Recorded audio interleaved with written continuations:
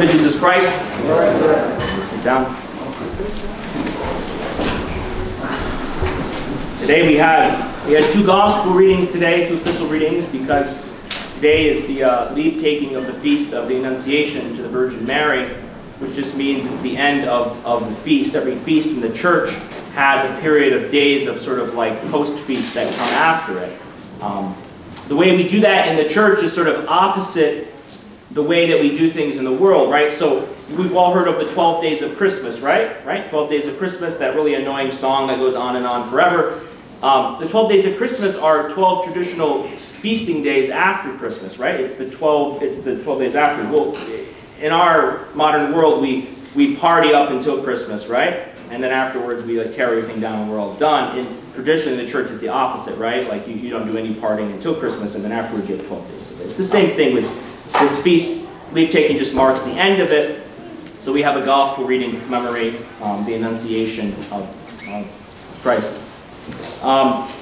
In today's reading, there's two phrases I want us to meditate on. The first one is that this kind of evil comes out only by prayer and fasting. And the second one is the cry of this father to Jesus when Jesus says, "If you have faith, it shall be done unto you." And the man's response is fantastic. It's, "Lord, I believe, help my unbelief." It's a fantastic phrase because I think it accurately captures the state that most of us are in when it comes to matters of faith or belief. And having faith is not something that's relegated just to sort of like spiritual or religious things, because you really cannot function in your life without a great degree of putting faith in things or people or believing certain things. We all just have these beliefs that we sort of take for granted all the time. I mean, even as basic as this, right? That the things I see and hear are real, right? Like, that's a basic assumption we all have that we operate by as we live our daily lives. But there's all kinds of things, like I trust this person, right? You know, I believe that people are generally good, or right, well, whatever it is. You have these beliefs that it'd be impossible for you to function without. And yet, our belief or our trust, whether it's in God and our faith, or whether it's in people and things more mundane, is not a light switch. It's not something that's either 100% on or 100% off. It's usually a matter of degrees. And this is something captured by this man, that he believes or he wants to believe, but his faith is weak, and he admits that. And what's beautiful is that God accepts even that, right? And the good news there is that God doesn't require of us to have our act completely together, right, before we can come to Him. He doesn't.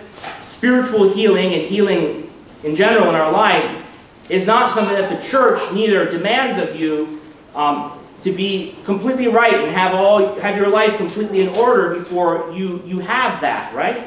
And I think that's a beautiful description. And the confession of that man is that he believes a little bit, but he wants to believe more. And it's honest. It's beautifully honest with where someone is at.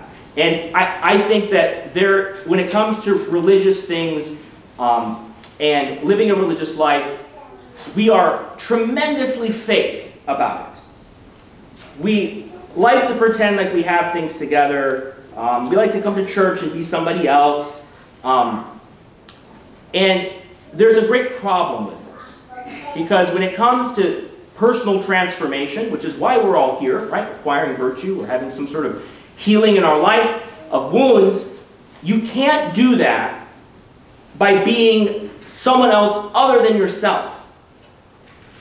You know, and I give this advice to people who maybe have encountered a lot of loss or grief or wounds, is that they cannot be afraid in their prayer to be honest with God, to be angry with God, to yell and curse at God. That if they try to be somebody that they're not when they're with God, or try to be somebody that they're not when they're in church, they're never going to achieve the things that faith has to offer them. And that's true for all of us. That what church is supposed to be, but what it often is not, is a place where you can come and completely be your messy, screwed up self, and it's totally okay, right? That's what it's supposed to be. Church is supposed to be that place when you've burnt all your other bridges in your life, right? You can always just stumble into a church and they'll take you, right? It's supposed to be that ultimate safety net when you've just burnt everything else up in your life. That's what it's supposed to be there for. Oftentimes it's not. Oftentimes we get all judgy and self-righteous and everything. But we see from the gospel that the standard that's held up for us is not that, but a standard that's free from judgment. You don't see Jesus judging this man for his weak faith, do you? You see him granting his request, right? You give 1%, God will make up the rest. All that is asked for us is that we give something, right? You know the parable of the prodigal son, right? Where the son comes back and the father runs to greet him. There's a lot of parables that cast God as sort of a fool. And in this way, God is sort of desperate. He's desperate for us in that even if we give the littlest amount, right? A pathetic amount back in faith, he will make up all the rest of it. That's pretty good news. We're here in the middle of Lent, and we're looking forward to Holy Week, to the cross, to the resurrection. And we get this admonition by Christ that a certain kind of evil can only come out by prayer and fasting. And so this is the last thing, and I'll just briefly give you something to think about this, is that evil in our lives, you know, in this case it's the demon with the man. We often talk about having personal demons, right? Like struggling with a demon, right? People use that in reference to people who have severe addiction problems sometimes. And in this case, we all have evils that haunt us.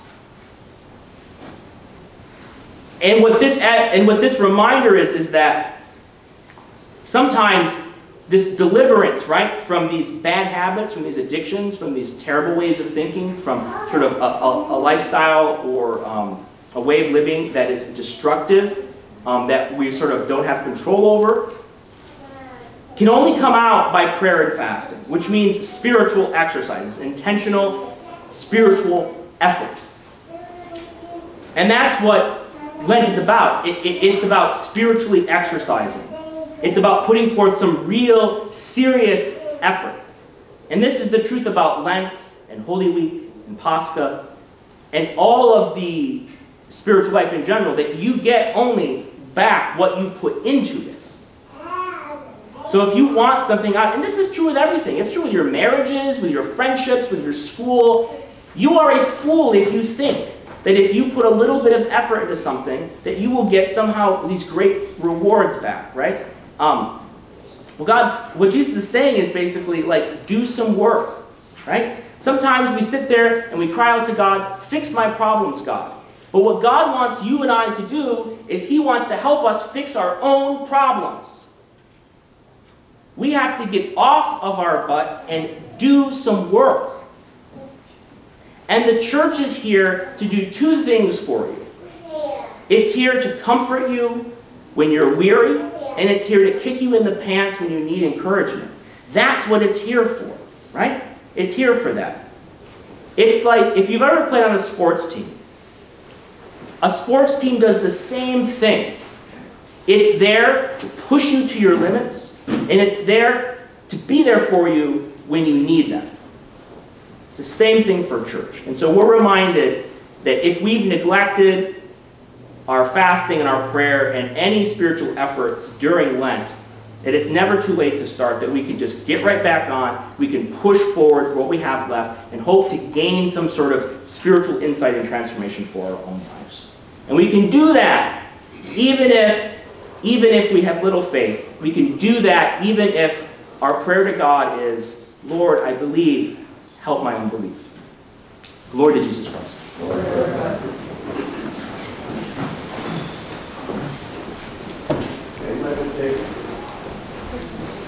Let us say with all of our soul, with all our mind,